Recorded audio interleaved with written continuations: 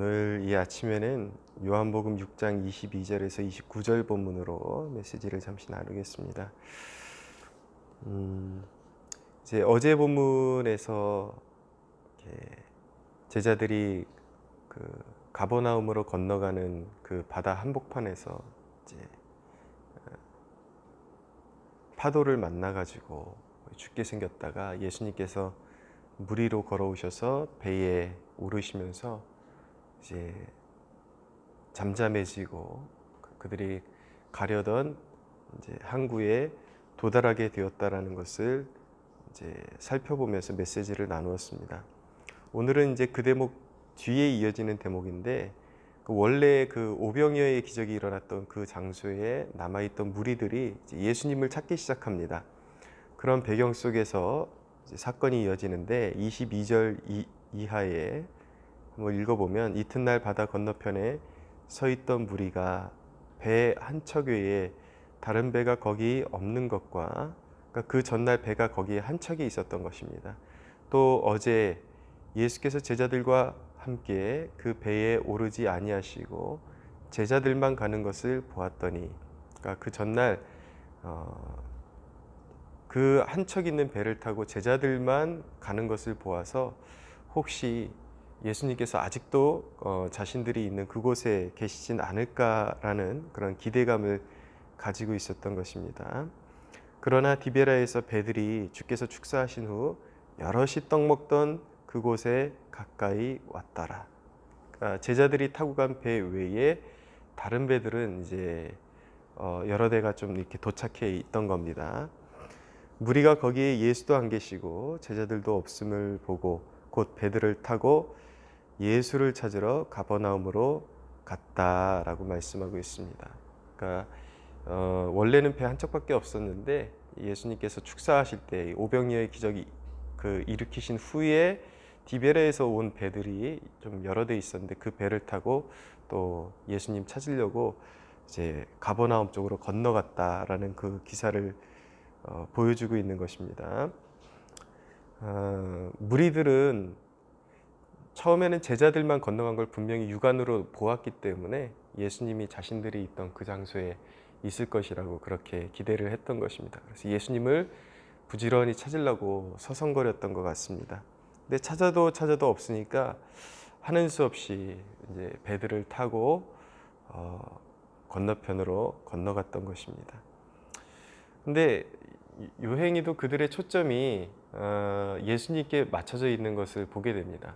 그러니까 제자들을 찾아서 건너갔던 것이 아니라 정확히 예수님을 찾아야 한다라는 그 생각을 가지고 있었던 것이죠. 그래서 예수님을 찾으러 가버나움으로 건너갔는데 그런데 그들의 그 인식, 예수님을 찾으려고 애썼던 그 무리들의 예수님에 대한 인식이 좀 엉뚱한 방향에 있었다라는 것을 오늘 기사가 말씀해 주고 있습니다. 25절에 보니까 바다 건너편에서 만나서 랍비여 언제 여기 오셨나이까. 그들은 예수님을 향해서 랍비여라고 그렇게 호칭을 하고 있습니다. 아직도 주님이라는 그런 고백이 보이지를 않죠. 예수께서 대답하여 이르시되 내가 진실로 진실로 너희에게 이르노니 너희가 나를 찾는 것은 표적을 본 까닭이요 떡을 먹고 배부른 까닭이로다. 그 포커스가 예수님께로 있어요. 예수님을 부지런히 찾아다니고 예수님을 만날 수 있는 곳이라면 빠지지 않고 찾아다니는 무리였습니다.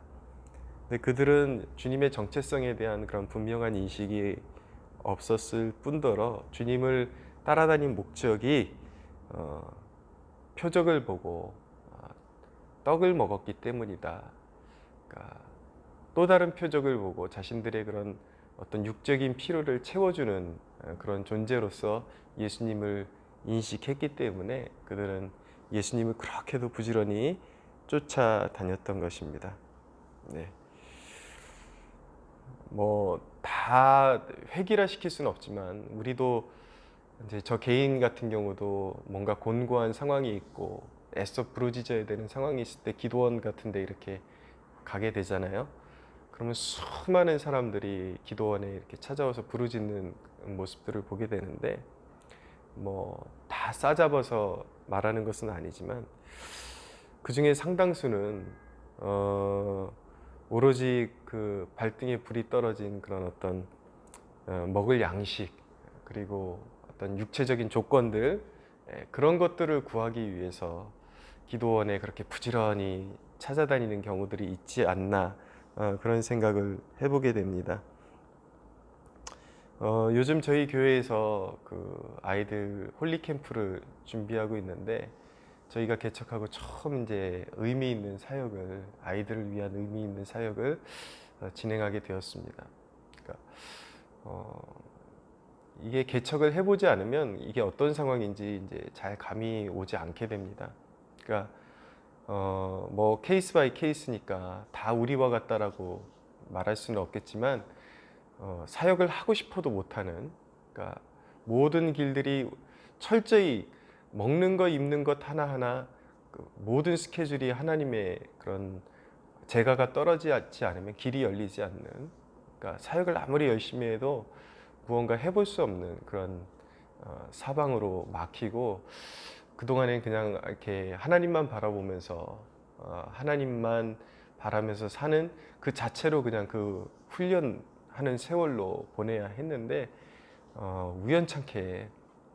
우연찮게 저희 아이 친구 한 녀석이 전도받고, 처음에는 교회 오겠다 그러길래 농담하는 줄 알고, 하도 그런 일을 많이 겪으니까 온다 그랬다가 안 오겠지, 이런 식으로 이제 생각했다가, 근데 진짜로 기다리고 있었어요. 아이가 먼저 우리가 데려가 주기를 기다리고 있어가지고 이렇게 데리고 와서 이제 예배를 드리게 했는데, 아주 잘 이렇게 적응하면서 예배를 드리고 있는데, 이때를 기회로 해서 우리 아이들, 우리 한결이 그리고 우리 성민이 같이 노는 주변의 아이들 좀 초청해다가 하나님 말씀 심어주고, 그렇게 성민이도 됐다면 다른 아이들도 되지 않을까, 예배자로 세울 수 있지 않을까 싶어서 그렇게 했는데, 지금 5명의 아이들이, 저희 아이들까지 합해서 홀리캠프를 진행하고 있습니다.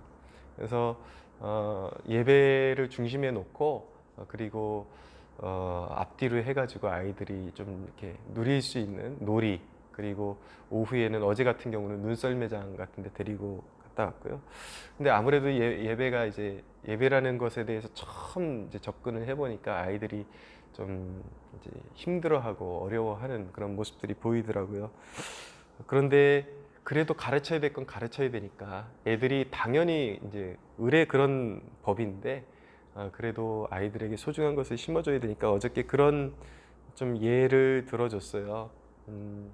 어떤 할아버지가 너희들을 위해서 손에 한가득 선물을 이제 들고서 너희들을 위해서 준비하고 기다리고, 너희들을 사랑하는 마음으로 그 선물을 통해서 너희들과 사귀고 싶고, 너희들과 아는 척하고 싶고, 뭔가 이렇게 깊은 이야기를 하고 싶어서 선물을 준비해 뒀는데, 너희들은 오자마자 그 할아버지 손에 있는 선물만 덥석 뺏어 가지고 인사도 하지 않고 아는 척도 하지 않고 말 시키면 귀찮다 그러고, 그리고 선물만 풀어 헤치는 그런 모습을 봤을 때 그 할아버지가 어떤 감정을 느끼겠니? 라고 제가 물어봤습니다. 그랬더니 한 녀석이 듣다가 마음이 슬퍼져요 그러더라고요. 네, 근데 아이들은 아이들이에요. 그 마음이 슬퍼져요 그래도 결국 또 이렇게 말씀을 진행하다 보면 사실 듣는 건지 안 듣는 건지 잘 모르겠고 집중이 잘 안 되는 그런 상황이었는데, 근데 어제는 좀 그런 은혜가 있었습니다. 이렇게 찬양을 같이 하는데 아이들도 그 가슴에 손을 얹고 찬양하는 그 모습 속에 어떤 진지함이 있었고, 또 이렇게 무언가 느껴진다라는 고백도 있었고, 그렇지만 이제 또 본연의 모습으로 금방 돌아가 버리죠. 그렇지만은 굉장히 의미 있고 뭔가 진행하는 제 자신도 하나님의 임재를 느낄 수 있는 예배라서 참 감사했는데, 그러니까 드리고 싶은 말씀은, 우리의 모습이 바로 어린아이들만 그러한 것이 아니라 하나님의 손에 들려있는 선물에만 관심이 있고, 하나님과의 사귐, 주님과의 사귐에는 전혀 관심이 없고, 그리고 언제부턴가 알고는 있었지만 실질적으로 그 관계가 점점 서먹해지고 그 간극이 너무나도 이렇게 골이 깊어진 그런 경우들이 있지는 않나. 그런 우리는 고민을 항상 해봐야 하는 것입니다. 우리가 기도 생활하는 것, 우리가 예배 드리는 것, 그 하나하나의 포커스와 초점이 어디에 맞춰져 있는가.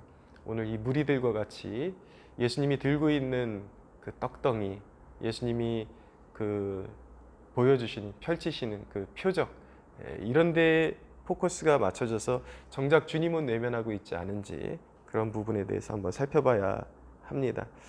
그래서 오늘 이 아침에 첫째는 우리가 무엇을 다시 한번 점검해 봐야 되냐면, 어쩌면 우리는 그 기도 생활에 익숙해져서 하나님 앞에 정당하게 아뢰드리고 어떤 응답은 계속해서 경험하고 있을 수도 있습니다. 그러나 직접적인 주님의 주님과의 교제를 통해서 얻는 그 만족, 정말 주님과 이렇게 피부를 마주치는 그 임재 의식 속에서 누리는 영적인 만족을 우리가 누리고 있나, 그것을 점검할 필요가 있습니다. 또 두 번째 점검해야 될 것은 무엇이냐면, 주님을 위해서 많은 일을 지금 감당하고 있을 수도 있어요. 언젠가는 그것이 시작점에서는 정말 인격적으로 주님의 사랑에 감격해서 주님을 위한 일을 하고 있을 수도 있습니다. 그렇지만 이제는 시간이 지나면서 주객이 전도돼서 정작 많은 일을 감당하고 있지만 주님을 믿음으로 붙잡고 있는가에 대한 그런 질문을 던져야 할 때가 된 것입니다. 정말 주님을 사랑하고 주님에 대한 신뢰, 주님에 대한 인격적인 신뢰가 계속해서 이어지고 있는지에 대한 고민이 필요한 것이죠. 며칠 전에 그런 경험을 했습니다. 어느 날 새벽에 도저히 잠이 오지 않는데 그 탄식하는 기도가 계속 우러나왔습니다. 저도 모르게 계속 주 예수님, 주 예수님, 그런 고백이 터져 나와서 도저히 잠을 이룰 수가 없어서 지금 당장 나에게 기도가 필요하다라는 성령님의 탄식인가 보다 그러고 그냥 일어나가지고 일어난 자리에서 계속 주 예수님을 부르고 그렇게 계속 주님과 이제 사귐 속으로 들어갔던, 한 새벽에 이제 그냥 새벽 기도를 드릴 시점이 아니라 그냥 한 새벽에 한 중심에 놓여가지고 한 시간 가까이 그렇게 주 예수님의 이름을 불렀던 것 같습니다. 아마도 분주한 삶 가운데서 더욱 주님을 찾아야 한다라는 그런 하나님의 어떤 메시지, 경고, 이런 것으로 해석될 수가 있을 것입니다. 그러니까 우리가 주님의 일을 감당한다 그러면서 주객이 전도되어 버리고 정작 주님의 그 옷자락을 놓치고 살아가는 경우들이 너무 많다라는 것이죠. 성령님께서 그런 것들에 대해서 각성시키시고 주님의 옷자락을 다시 붙잡게 만드는 그러한 이제 탄식을 경험한 것이죠. 여러분, 그냥 신앙생활에서는 안 됩니다. 그냥 달려가서는 안 됩니다.